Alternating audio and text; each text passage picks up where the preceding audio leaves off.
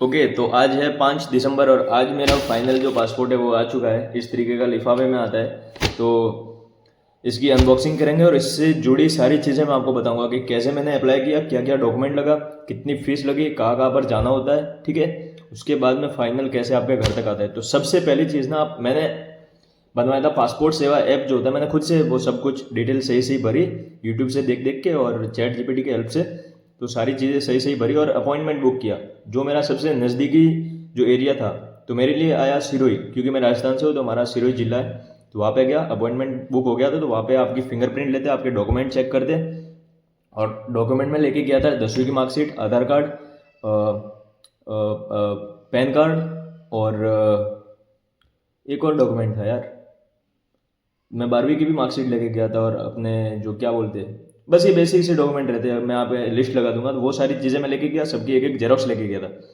तो वहाँ पे उन्होंने पूरे डॉक्यूमेंट चेक करे, अपनी फिंगरप्रिंट लेते, फ़ोटो लेते और वहाँ से हो जाता है एकदम परफेक्ट वेरीफाई, ठीक है। आपका डॉक्यूमेंट वेरीफाई वो पूरा एक ही बंदा था वहाँ पे। हमारे यहाँ पे वैसे 3 लोग रहते हैं स्टाफ में। पहला बंदा आपके डॉक्यूमेंट चेक करेगा, दूसरा आपके ये फिंगरप्रिंट और फोटो लेगा और तीसरा से फाइनल वेरीफाई करके साइन करके देगा। और एक वो आपको, हाँ, वो लेके गया था साथ में। ये जो हम अप्लाई करते हैं तो अपॉइंटमेंट स्लिप आती है, तो वो लेके जानी जरूरी होती है। उसके अंदर आपका सारा वो नंबर और लिखे रहते हैं। तो वहाँ पे उसमें टाइम भी दिया होता है, फिक्स टाइम पे वहाँ पे पहुँच जाना है। वो सारी चीज़ें ले लेते हैं और बस इतना ही डॉक्यूमेंट लगता है, इसके अलावा कुछ नहीं लगता, ठीक है। बाकी आप चैट जीपीटी पे पूछ के देख लो, गूगल पे पूछ के देख लो, तो वो आपको सारे डॉक्यूमेंट बता देगा।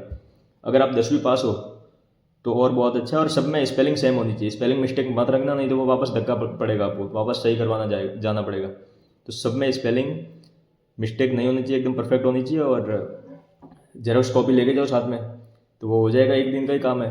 एक दिन का भी क्या यार, 10-15 मिनट में वो सारा काम खत्म हो जाता है। आपका टाइम स्पेसिफिक रहता है उसमें।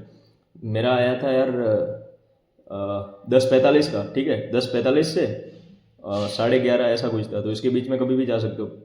तो 11:30 या 11 का ही था, है ना। 10-15 मिनट का काम रहता है, तो इतना ही विंडो रहता है, टाइम विंडो छोटा सा। वहाँ पे मैं आधा घंटा पहले ही पहुँच गया था और वो सब फॉर्मेलिटी उन्होंने कंप्लीट करी। उसके बाद में मेरा आया पुलिस वेरिफिकेशन। अपने तहसील के अंदर जो आपका थाना है वहाँ पे आपको जाना होता है। उस दिन आपके पास कॉल आएगा, ठीक है। तो कॉल पे वो बोल देंगे कि आ जाओ भाई डॉक्यूमेंट लेके। तो अपना मैं सब कुछ डॉक्यूमेंट लेके गया, Jan Aadhaar card, ration card, क्या बोलते हैं अपने, अगर आप चाहो तो घर का बिल लेकर जाओ, 10वीं की मार्कशीट, 12वीं की मार्कशीट और क्या बोलते हैं ये आपका ये वोटिंग कार्ड और पैन कार्ड और सब सब लेके जाओ, ठीक है। उनके सामने रख दो जाके और सबकी जेरोक्स लेके जाना, वो लोग चेक कर लेंगे। तो पुलिस वेरिफिकेशन होने के बाद ना, फिर ये डॉक्यूमेंट यहाँ से जाते हैं आपके जो स्टेट का जो सबसे मेन पोस्ट ऑफिस होता है ना, पोस्ट ऑफिस नहीं सॉरी, पासपोर्ट ऑफिस, वहाँ पे जाते हैं। वहाँ पे फाइनल हमारा था जयपुर, राजस्थान वालों का जयपुर रहता है, जयपुर से प्रिंट हो गया था। तो मेरा पासपोर्ट आया 25 दिन के अंदर। फीस लगी 2,000 रुपये। इसको बनाने में वहाँ पे अप्लाई करना पड़ता है, पहले से ही फीस लग जाती है। जब आप अपॉइंटमेंट बुक करते हैं उसी टाइम पे ये सबमिट कर देनी पड़ती है फीस। तो मैंने पेटीएम से पैसा इनको ट्रांसफ़र कर दिया था। वहाँ पे क्यूआर कोड आता है अंदर, जब भरते रहते हैं ना तो एंड में क्यूआर कोड आएगा। तो मैंने लिया था 60 पेज का, 2,000 रुपये फीस लगी और फाइनली बन के घर तक आ गया। इस तरीके का लिफाफा आता है, वाटर प्रूफ है लिफाफा, ठीक है। मैंने इसको हाथ से काटने की कोशिश की ना, नहीं कट रहा था। फिर इसको ना कटर से काटा। तो कैसा है पासपोर्ट मैं आपको दिखाता हूँ। तो इस तरीके का रहता है, एकदम डार्क। ये ब्लैक टाइप का लग रहा है लेकिन इसको बोलते हैं डार्क ब्लू, ठीक है। अभी रात है शायद इसलिए, बाकी मेरे को तो कैसा दिख रहा है, ब्लैक दिख रहा है पूरा एकदम ब्लैक। और इसके ऊपर ये गोल्डन कलर में पूरा लिखा हुआ है, ठीक है। ई चिप वाला है, यहाँ पे देख रहे हो, ई चिप भी बनी। बाकी यहाँ पे कोई चिप नहीं है, ठीक है। चिप रहती है शायद इसके अंदर रहती है। तो फर्स्ट पेज खोल के दिखाता हूँ आपको, ये देखो इस तरीके, ये आपका ऐसा रहता है फर्स्ट पेज, ठीक है। और बाकी एक और पेज रहता है जिसके अंदर अपना पूरा, मैं थोड़ा सा ढक के दिखाता हूँ, ठीक है। इसमें मेरा फोटो है और कुछ नंबर, वो पूरी डिटेल रहती है इसके अंदर। देखो अंदर के पेज, एक एक पेज का ना अलग अलग कोड रहता है ऊपर। ये देखो छेद करके लिखा हुआ है पूरा कोड नंबर। अभी रात का है और मेरा फ्रंट कैमरा तो इतना साफ आपको आई थिंक नहीं दिख रहा होगा, बाकी आप अंदाज़ा लगा लो। और अंदर कोई नहीं है। ये सारे जो पेज है वो वाटर प्रूफ नहीं है, ये नॉर्मल पेज है, ठीक है, एकदम नॉर्मल रहते। तो मेरा है 60 पेज का। और फिर एक लास्ट में भी है, लास्ट पेज में वहाँ पर भी डिटेल रहती है, अपने पिता का नाम, माता का नाम, वो सारी चीज़ है डिटेल में। अपना एड्रेस रहता है, फाइल नंबर रहता है। और ये है बिल्कुल लास्ट पेज, ठीक है, ये बिल्कुल लास्ट पेज है। तो इस तरीके से अपना रहता है पासपोर्ट, जो कि फाइनली मेरे पास में आया है 25 दिन में। तो यही थी इसकी अनबॉक्सिंग छोटी सी। तो इस वीडियो को बस यहीं पे ख़त्म कर दिया, क्योंकि मैंने इसे क्यों बनवाया, क्योंकि मेरे को न्यू कार्ड बनवाना था। मेरे को फंडेड अकाउंट खरीदने होते हैं। अब INR से आप पेमेंट कर नहीं सकते, तो उसके लिए चाहिए ऐसा एक इंटरनेशनल कार्ड जिससे आप INR to USD US dollar में अपना पेमेंट ट्रांसफ़र कर पाओ सीधा कार्ड से। तो इसके लिए मेरे को DCB कार्ड का जो नियो फॉरेक्स कार्ड होता है वो चाहिए था। उसमें कोई फ़ीस नहीं लगती, मतलब यहाँ से आप ट्रांसफ़र करोगे तो जैसे किसी को $50 देना है, ठीक है, तो आपका उतना ही अमाउंट जाएगा, कोई एक्स्ट्रा फीस नहीं करती उसमें। तो इसलिए ये अच्छा था। तो इसलिए बाकी मेरे को फंडेड अकाउंट खरीदना था ब्लूबेरी का, तो वो मैं खरीद चुका हूँ, ठीक है। UPI से मैंने ले लिया था, हो गया था फीस। डायरेक्ट उनका QR कोड आया, उसके ऊपर डाला और सीधा फंडेड अकाउंट आ गया।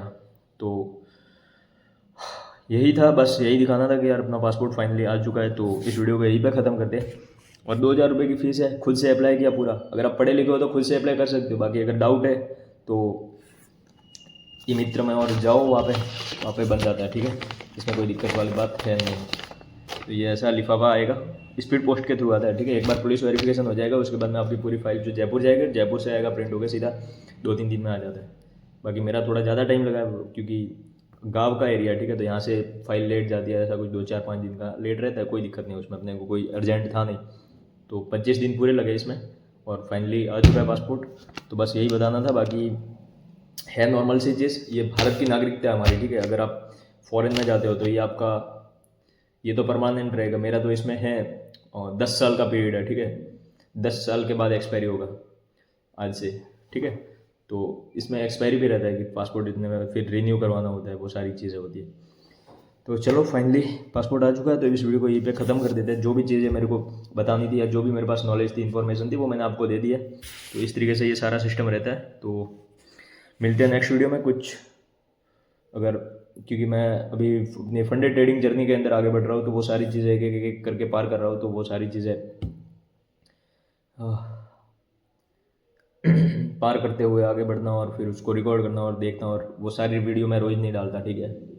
बस एक बार इसमें मेरे स्प्रेड से थोड़ा सा जीत जाओ तो मेरी स्ट्रेटजी कामयाब होगी उसमें, क्योंकि मेरी स्ट्रेटजी जो 1 मिनट पे स्कैल्पिंग के लिए वो स्प्रेड उसको ख़राब करता है पूरा, उसका रेस रिवॉर्ड ख़राब करता है। जहाँ पे एंट्री होती है वो ख़राब हो जाती है, उसके ऊपर एंट्री लेता है। जहाँ पे मेरा एंट्री लेवल होता है ना, फट से मैं क्लिक करता हूँ उसके ऊपर ही बाय करता है, स्प्रेड की वजह से ना जंप कर देता है।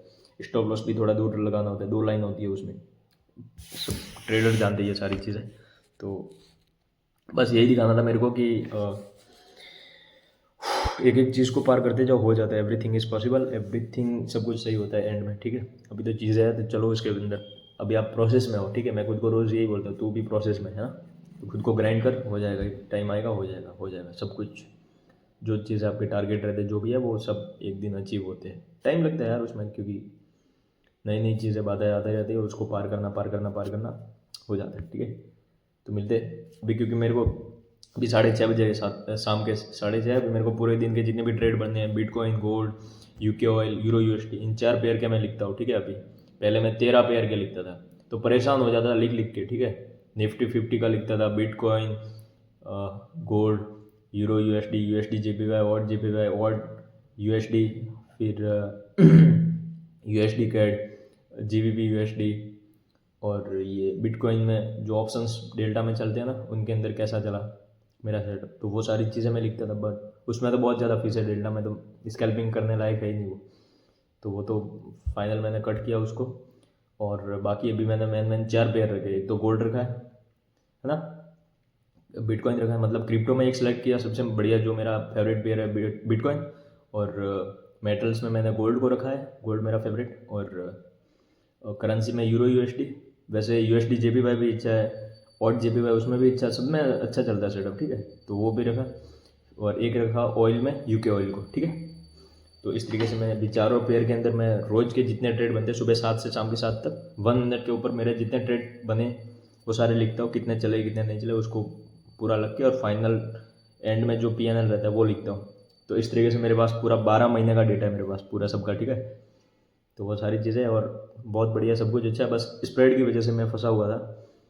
और जब ब्लूबेरी के अंदर देखा तो उसमें भी स्प्रेड तो सेम ही जा रहे हैं गोल्ड में, ठीक है। 0.25 के आसपास जा रहे हैं, जबकि मेरे को चाहिए 0.10 से कम, भाई वो डबल से भी ज़्यादा जा रहे हैं। तो स्ट्रेटजी मतलब वहाँ पे फिर वर्क नहीं करेगी। जो आपकी स्ट्रेटजी है वो आपके ब्रोकर या आपकी प्रॉप फर्म को वो सूट होनी चाहिए, ठीक है। अगर आप 15 मिनट या आधे घंटे पे काम करते हैं तब तो दिक्कत नहीं आने वाली।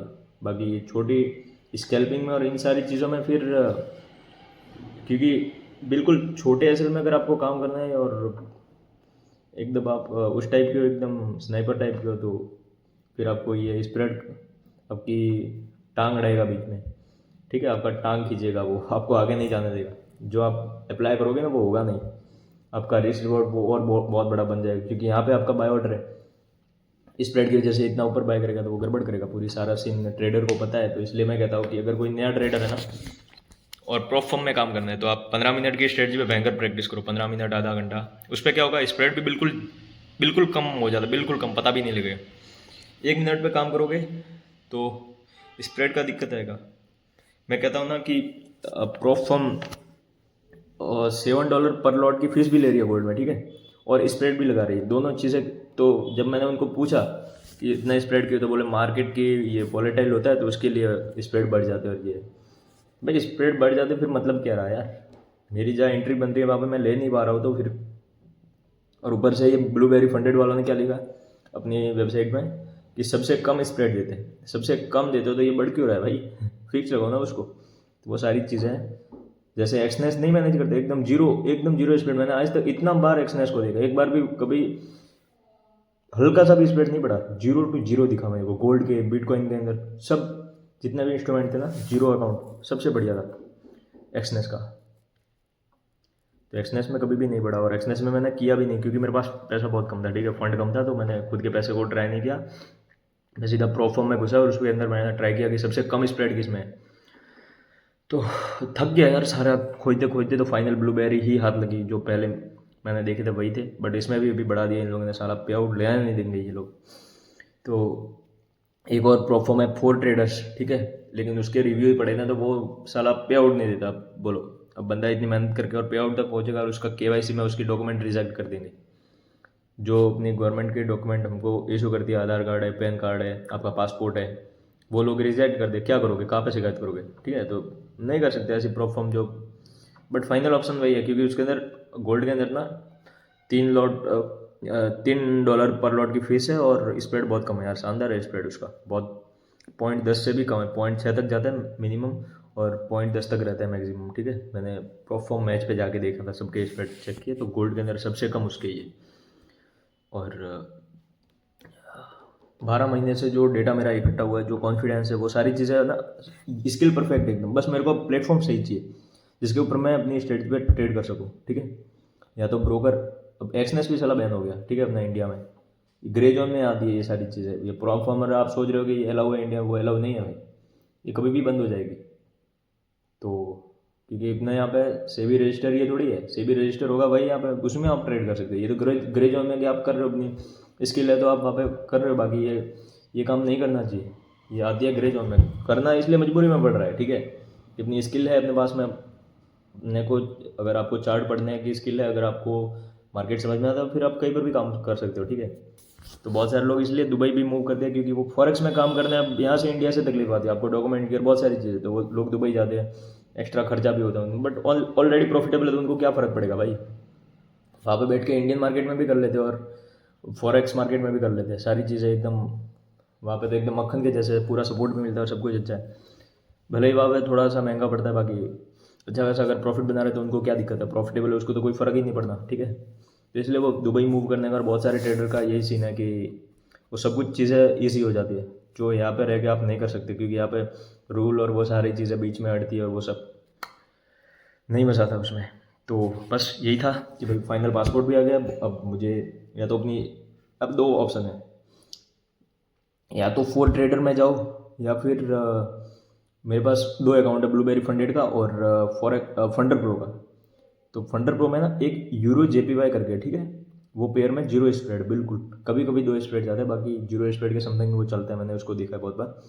तो उसके अंदर मेरे को और मेहनत करनी है, मैंने पहले भी उसमें ट्राई किया, बट वो उसमें साला ना, उसमें मेरी एक्यूरेसी बिल्कुल मतलब सबसे कम है ना। जितना मैं लॉस करूँगा ना, प्रॉफिट लॉस कवर करने में खत्म है, जीरो पे ही रहता हूँ मैं उसमें, ठीक है। तो वो कभी ऐसा मैंने दिन नहीं देखा जिस दिन मैंने उसमें प्रॉफिट किया होगा तो वो अगले दिन चला जाएगा।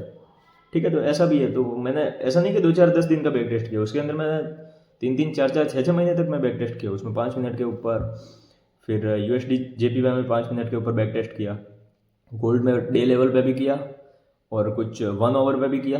लेकिन सब में एंड ऑफ द जब वो पूरा फाइनल PNL आया ना, वो जीरो पे ही था मैं यार। तो इसके लिए फिर मैंने किसी के ऊपर भी इनके ऊपर काम नहीं किया। एंड ऑफ द मंथ तो वो PNL तो थोड़ा पॉजिटिव आया तो मज़ा आया ना उसमें। नहीं तो ये फीस वीस भर के और सब ब्रोकरेज कट करके और वो सब कुछ 1 घंटे के चार्ट पे बोलो मेरा सेटअप ऐसा।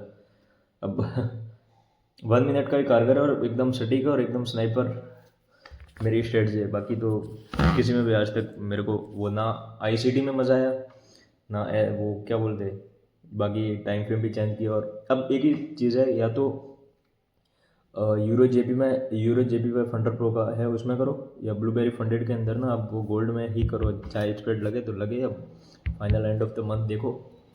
और क्या ऑप्शन है, या 4 ट्रेडर में जाओ, या फिर क्या करो, या फिर है ना स्ट्रेटजी चेंज करो। ये स्ट्रेटजी तो मैं देखूंगा, इसको तो मैं नहीं छोड़ सकता, मेरे पास इसका 12 महीने का डेटा लिखा हुआ है यार। और अच्छा खासा बढ़िया स्ट्रेटजी, बहुत प्यारी स्ट्रेटजी, मेरी फेवरेट है। रात को 2 बजे भी उठा के सिस्टम पे बिठा के बोलोगी भाई कहाँ पे सेटअप बन रहा है, कहाँ पे एंट्री है, वो सब कुछ मेरे दिमाग में फिट रहता है, फट से बता दूँ, फट से। तो एक ही चीज़ है कि प्लेटफॉर्म मेरे को सही चाहिए बस। अब प्लेटफॉर्म सही चाहिए जहाँ पे जीरो स्प्रेड हो। मेरी स्ट्रेटजी की रिक्वायरमेंट क्या है, जीरो स्प्रेड और $7 या मैक्सिमम $10 ले लो यार। एक्सनेस वही करता था, $11 गोल्ड में थी फीस, मैं भरने के लिए तैयार था, बट वो भी चला गया, एक्सनेस भी छोड़ के चला गया यार। तो देखेंगे अभी क्या सोल्यूशन इसका फाइनल निकलता है और मैं किसके ऊपर, क्योंकि जब एक प्रॉब्लम आती है ना, एक प्रॉब्लम, तो एक प्रॉब्लम की हजारों सोल्यूशन होते हैं। अब जो सोल्यूशन है उसमें से भी फिल्टर करने होते हैं कि ये मैंने ट्राई किया, इसमें सक्सेस नहीं मिली, दूसरा ये ट्राई किया नहीं मिली, तीसरा किया नहीं मिली, चौथा ये, चौथे में अब ये घुसना है, यहाँ पे ये प्रॉब्लम, इसको ऐसे। तो सारी चीज़ें सॉर्ट आउट करते हुए घुसना पड़ता है, तब जाके की चीज़ें सब कुछ है सामने, पैसा पड़ा है, आपकी हिम्मत निकाल लो। मैं रोज़ खुद से यही बोलता हूँ, ठीक है, हिम्मत है तो मार्केट में रोज़ पैसा फ्लोट कर रहा है ना, करो, निकालो, हिम्मत है निकाल। मैं वही बोलता खुद को, और बस वही मोटिवेशन रहता है कि मैं एक दिन हो जाएगा, कर लूँगा। तो है सारी चीज़ें सामने, बस वहाँ तक पहुँचना। और मेरे को ऐसे तुक्के से पे आउट नहीं लेना कि तुक्का मारा और वो चला गया और पे आउट आ गया और वो सब मेरे को नहीं करना है। मेरे को एक प्रॉपर सेटअप पे चलना है, उससे पे आउट लेना है, ठीक है। तो है बाकी तुक्केबाजी में तो कोई छोटा बच्चा भी बटन दबा देगा, उसमें क्या मतलब है भाई। बस चीज़ें समझ में आनी चाहिए, कब क्या क्यों कैसे किस लिए हो रहा है यहाँ पे, ये सब है ना। जो आप एंट्री ले रहे हो, एग्जिट, आपका रिस्क रिवॉर्ड, वो सारी चीज़ें आप देख रहे हो, रोज रोज सेटअप बन रहा है, आप लिख रहे हो, उसका जर्नल लिख रहे हो। बैक टेस्ट में कम से कम 2 4 6 महीने पीछे जाना पड़ता है। ऐसा नहीं कि 2 4 10 दिन किया और वो बैक टेस्ट हो गया, वो ऐसा नहीं होता भाई। महीने में कुछ कुछ दिन ऐसे आते हैं जो बैक टू बैक लॉस लगते हैं। अगर बैक टू बैक 15 20 25, मेरे तो 40 तक गए यार। अगर जीरो वाले ट्रेड हटा दूँ तो बैक टू बैक मेरे 20 22 तो नॉर्मल रहते हैं। महीने में कभी भी वो दिन आ जाएगा जिस दिन बैक टू बैक 1 2 दिन लॉस ही चलेगा, तो एक्सेप्ट है, वो तो पहले से ही पता है। जो लोग क्या करते हैं 2 4 10 दिन का बैक टेस्ट किया, उसमें तो सब अच्छा है, फिर एक दिन ऐसा आएगा तो उसका पूरा प्रॉफिट लेके जाएगा, क्योंकि उस टाइम पर उसको जोश रहेगा और वो क्वांटिटी बढ़ा देगा, साफ हो जाएगा। वही चीज़ है, सीखने की वही चीज़ है, और कुछ है नहीं। पूरा महीना देखो, उसके अंदर कैसे कैसे दिन आते हैं। एक आएंगे सबसे प्यारे दिन, बहुत अच्छे बैक टू बैक प्रॉफिट आएंगे, मज़ा आएगा। एक आएगा न्यूट्रल डे, है ना, जितना प्रॉफिट किया ना वो एंड ऑफ द डे वो धीरे धीरे वो कुछ लॉस होंगे और वो जीरो पे निकल जाएगा बॉडी, है ना। और एक दिन ऐसा आएगा जिसमें बैक टू बैक लॉस लगेंगे। तो 3 टाइप के फेज आते हैं एक महीने के अंदर मेरे सामने। तो मैं हर महीने देखता था, वो पता चल गया ना कि ऐसा से ये हो रहा है, तो वो सारी चीज़ें मैं पहले से मैनेज करके रखता हूँ। दिन में मैक्सिमम इतने ट्रेड बन रहे हैं, एक ट्रेड में इतनी रिस्क लेनी है, सब ट्रेड लॉस हो जाएंगे तो इतना लॉस होगा, सब में से नहीं। तो मैं प्रॉफिट के बारे में नहीं सोचता कि प्रॉफिट सब में आ गए तो कितना। मैंने कभी भी प्रॉफिट की कैलकुलेशन नहीं की, मैंने लॉस को कंट्रोल रखा कि यार सब ट्रेड में अगर लॉस लगा तो कितना जाएगा मेरा। तो ऐसा करके सोचता हूँ, तो वो सब कुछ चीज़ें मैं पहले से ही सही रखता हूँ, सारा रिस्क मैनेजमेंट और वो सारी चीज़ें दिमाग में क्या रखना है ना। लगातार अगर आपके 100 लॉस लग गए तो क्या होगा, क्योंकि अभी आप बिगिनर हो, अगर आपको सीखना है तो ऐसे एक्सट्रीम चीज़ों तक आपको सर्वाइव करना है। कि इतने बैक टू बैक लॉस लगेंगे तब भी मैं बैठूंगा, तब भी मैं वही सोचूंगा कि मेरे को इसी स्ट्रेटजी पे इसी सेटअप पे काम करना है। सारा खेल है साइकोलॉजी का, ठीक है। आपका माइंड सेट, आपकी साइकोलॉजी बहुत सारी होती है। सबसे पहले आप एंट्री करोगे, एंट्री से पहले आप वेट करोगे। सबसे पहले तो क्या करो, सिस्टम पे आके बैठोगे, आपका पूरा एक शेड्यूल बनाओगे कि रोज़ मैं इसी टाइम पे बैठूंगा, इसी इतने बजे उठूंगा, है ना, इतने बजे बैठूंगा। फिर ऐसा सेटअप बनेगा, यहाँ पे एंट्री होगी, यहाँ पे मेरा तुरंत ऐसा लगेगा, यहाँ पे मेरा इतना रिस्क रिवॉर्ड है, ठीक है। फिर इसमें मेरा मैक्स लॉस तो बहुत, आप पहले से क्वांटिटी या रिस्क फिक्स कर दोगे, उसके बाद में मैं बीच में एग्जिट नहीं करूँगा। वो सारी चीज़ें आपको लिखना पड़ेगा और उसी को एज इट इज़ फॉलो करना पड़ेगा पूरे दिन, सुबह 7 से शाम के 7 तक सारे ट्रेड भले ही लॉस में चले जाए फिर भी एज इट इज़ में। तो धीरे धीरे वो दिमाग उसके साथ साथ साथ साथ ढलना स्टार्ट होता है। कई बार ना मतलब बीच में से ट्रेड रिवर्स हो जाएगा, प्रॉफिट के पास में से रिवर्स मेरे बहुत बार होता है, कोई फर्क नहीं पड़ना चाहिए, है ना। स्टार्टिंग में तो लगेगा जैसे किसी ने छाती पे पत्थर रख दिया, वो आप देखोगे ना धीरे धीरे रिवर्स आएगा और आपको प्रॉफिट हाथ में से जाता हुआ दिखेगा, वो ऐसा लगेगा। स्टार्टिंग में 2-4 दिन रहता है, मैंने तो खुद लाइव देखा, मैं कुछ नहीं होता साला, 1000 बार रिवर्स हो जाए कोई फर्क नहीं पड़ता यार। वो पत्थर दिल बनाना पड़ेगा इसके अंदर, तब आप इसके अंदर सर्वाइव करोगे और मज़ा आएगा ट्रेडिंग में। बाकी स्टार्टिंग में एक्साइटमेंट मतलब एक्साइटेड रहता है ना बंदा कि यार प्रॉफिट आ रहा है, मज़ा आ रहा है, अब वो फर्क नहीं पड़ता मेरे को यार। अब चाहे प्रॉफिट आए चाहे लॉस आए चाहे कोस्ट टू कोस्ट निकालो, वो तो दिन तो वही है, मंथ में जो भी है वो मैं लिख रहा हूँ, मेरे को सब वो सामने डेटा है ना। और कुछ नया है तो नया सीखने को भी मिल जाता है ना, इसमें हर मंथ कुछ ना कुछ आपको नया दिखेगा, कुछ नया समझ में आएगा, कुछ नया सीखोगे, बस सेटअप के ऊपर टिके रहना है। तो यही है। तो चलो यार, वीडियो बहुत बड़ी हो गई और पासपोर्ट से हटके बहुत सारी बातें हो गई, ठीक है। तो इस वीडियो को यहीं पे फिनिश करते हैं। अभी 21-22 मिनट का बन गया वीडियो, ठीक है। तो जय हिंद सभी को, वंदे मातरम।